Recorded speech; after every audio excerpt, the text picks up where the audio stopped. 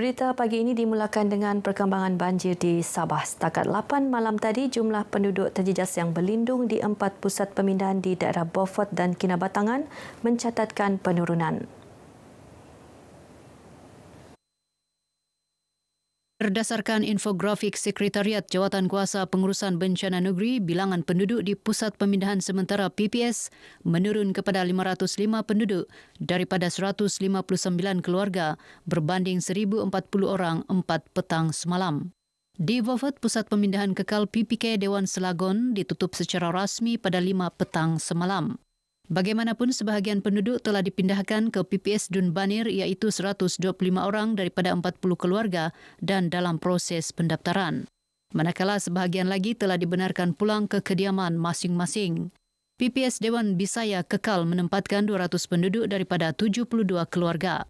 Manakala di Kinabatangan, 180 orang daripada 47 keluarga berteduh di PPS SK Sukau dan PPS SK Bukit Garam berbanding 232 orang daripada 58 keluarga sebelum ini. RM63 juta disalurkan Kementerian Pendidikan KPM kepada Jabatan Pendidikan Negeri Sabah bagi melaksana kerja-kerja pembersihan dan baik pulih sekolah terjejas banjir. Pengarah Jabatan Pendidikan Negeri Sabah, Datuk Raisin Saidin berkata, terdapat 57 sekolah terjejas banjir dikenal pasti di beberapa daerah yang dilanda banjir baru-baru ini, termasuk 14 sekolah di Beaufort yang masih dilanda banjir. Ketika ini, kerja-kerja pembersihan sedang giat dilaksana pejabat pendidikan daerah di beberapa sekolah terjejas banjir. Terima kasih kepada Kementerian Pendidikan Malaysia yang telah menurunkan satu jumlah peruntukan yang boleh digunakan untuk pertamanya membersihkan sekolah-sekolah yang terkesan banjir dan seterusnya membuat perolehan bagi tujuan penggantian perabot meja yang mungkin musnah akibat banjir berkenaan. Dan saya akan berbincang dengan timbalan-timbalan pengarah dan juga ketua pengarah sektor pengurusan serta PPD-PPD yang terlibat bagaimana kita memastikan peruntukan berkenaan dapat kita belanjakan dengan segera. Datuk Raisin ditemui media selepas membuat kunjungan hormat terhadap Yang di-Pertuan Negeri Tun Musa Aman di Istana Sri Kinabalu. Kunjungan bertujuan memaklumkan dan memberi penjelasan kepada Tun Musa mengenai perkembangan pendidikan di Sabah. Jabatan Kerja Raya Kinabatangan dan Syarikat Konsensi disaran menyelenggara segera cerun yang terhakis akibat banjir melanda daerah itu beberapa hari lalu. Hakisan cerun tersebut menyebabkan laluan utama terputus dan menyukarkan penduduk kampung mendapatkan bekalan keperluan harian. Ketua Bahagian Gagasan Rakyat Lamag, Abu Bakar Gapar berkata, kesan hujan dan banjir juga menyebabkan jalan raya di daerah berkenaan rosak dan berlubang.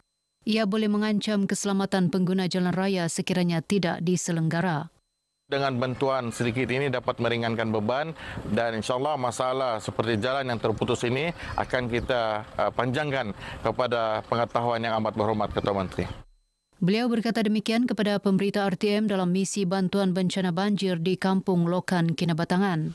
76 keluarga menerima bantuan dalam misi yang dilaksana bersama Gagasan Rakyat Lamag, Pakatan Harapan Lamag serta pemimpin pembangunan masyarakat dan Ketua Daerah Lamag. Kementerian Sains, Teknologi dan Inovasi KSTI Sabah diminta untuk meningkatkan tahap kecemerlangan tahun ini. Menterinya Datuk Muhammad Arifin Muhammad Arif yakin KSTI dalam landasan tepat meneruskan pencapaian perkhidmatan cemerlang membabitkan keseluruhan jabatan dan agensinya. Saya harap pada tahun 2025 kecemerlangan mereka akan dipertahankan, diteruskan, malah dipertingkatkan lagi. Dan mudah-mudahan dengan adanya majlis ini kita dapat menyatukan tenaga semua agensi dan saya mahu semua bersatu. Datuk Arifin yang juga Exco Agama dan Pendidikan menyatakan perkara ini kepada pemberita selepas Majlis Amanat KSTI di Kota Kinabalu. Dalam majlis sama, Datuk Arifin menyampaikan cek syura bantuan pendidikan 2025 kepada Pengarah Pendidikan Negeri Datuk Raisin Saidin. Pelbagai bantuan lain turut disampaikan antaranya bantuan Ihsan Sekolah Sabah, bantuan aktiviti PIBG Sabah, bantuan khusus untuk aktiviti dan program sekolah serta sumbangan kegiatan Sekolah Sabah Sukses yang baru diperkenal tahun ini. 30 penerima terdiri penuntut dari beberapa buah universiti dan kolej menerima bantuan Ihsan komputer baik. Pelancaran projek hub tenaga minyak dan gas di Taman Perindustrian Minyak dan Gas Pitang Sogip sebagai langkah penting kehadapan dalam memacu pertumbuhan industri minyak dan gas Sabah. Pengerusi Perbadanan Pembangunan Minyak dan Gas Sabah SOGDC, Datuk Seri Panglima Abdul Rahman Dahlan berkata, projek berkenaan mengukuhkan kedudukan rantau ini sebagai pemain kritikal di peringkat global sektor tenaga. Kerjasama SOGDC dan Gibson Shipbrokers Limited mengangkat Sogip sebagai trust hub untuk aktiviti minyak, gas dan gas asli cecair LNG di Asia Tenggara dan Timur. They will be better positioned to sell their product molecule ke China, Jepun, South Korea kerana berada di negeri Sabah. And kita relatively cheaper than Singapore, cheaper than Pengerang. So it will become a very attractive location for oil and gas companies.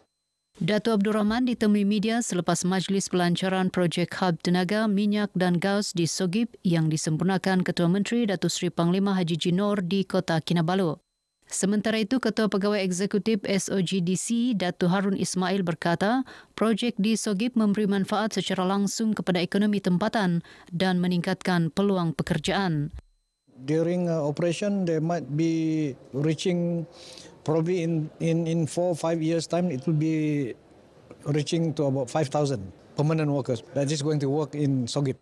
Projek hub tenaga, minyak dan gas yang membabitkan 2 fasa dijangka siap dalam tahun 2028. 50 kanak-kanak terdiri murid sekolah rendah dan pelajar sekolah menengah di sekitar Kota Kinabalu diraikan dalam sambutan Tahun Baru Cina bersama kanak-kanak terpilih.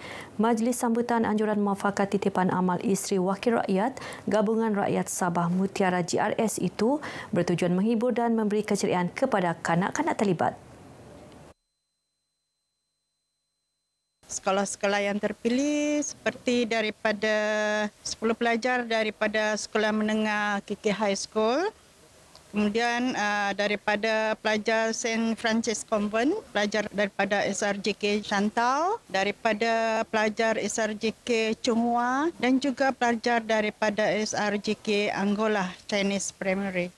Datu Julia menyatakan demikian kepada media selepas merasmikan sambutan Tahun Baru Cina di Kota Kinabalu. Tambah beliau, Mutiara GRS akan meneruskan usaha membantu golongan istimewa serta melaksana program menyantuni rakyat dan golongan wanita di sekitar kawasan terpilih. Sempena sambutan Tahun Baru Cina tersebut, kanak-kanak dihiburkan dengan persembahan tarian singa, permainan dan juga persembahan silap mata. Mereka turut menerima sumbangan tunai dan hadiah daripada Mutiara GRS. Saya berasa sangat gembira sebab dengan angpau yang kami baru dapat ni, saya boleh guna untuk belanja-belanja sekolah macam buku-buku, alat tulis, semua tu untuk keperluan buka sekolah. The event here is really fun and it's like very funny too because of the magic show, and I feel like here is like really nice and stuff. Yeah. Kuil Sri Tirumurugan Alayam di Hilltop Jalan Utara Tawau wajar dinaik taraf atau diselenggara demi keselesaan penganut agama Hindu di daerah Lahadatu, Tawau dan Kalabakan. Adun Kukusan Datuk Rina Jainal berkata pihak pengurusan kuil telah mengemukakan permohonan penyelenggaraan kepada Kerajaan Persekutuan selepas 12 tahun ia tidak diselenggara. Kita mengharapkan di peringkat federal supaya dapat memberi sedikit kerjasama kepada permohonan yang saya kira sudah cukup masanya untuk kuil tempat ibadah bagi masyarakat yang dari Tawau baik pulih sepenuhnya. Beliau yang juga Setiausaha Politik Menteri Kewangan Sabah berkata kepada pemberita selepas menghadiri perayaan Tepusam 2025 di kuil berkenaan. Inilah kelebihan dan juga kita punya keharmonian di mana kita boleh sama-sama menyambut perayaan dan juga sama-sama menyambut hari kebesaran walaupun pelbagai agama, pelbagai budaya, suku dan sebagainya. Lebih 700 penganut Hindu dari Lahadatu, Kuna, Semperna, Tawau dan Kalabakan menghadiri perayaan Tepusam di kuil berkenaan. Paparan itu mengakhiri berita pagi Sabah kali ini, menyusul selepas ini berita pagi Sarawak bersama-sama Lydia Rusrina di Kuching. Dari sungai hingga segara, Palestin pasti merdeka.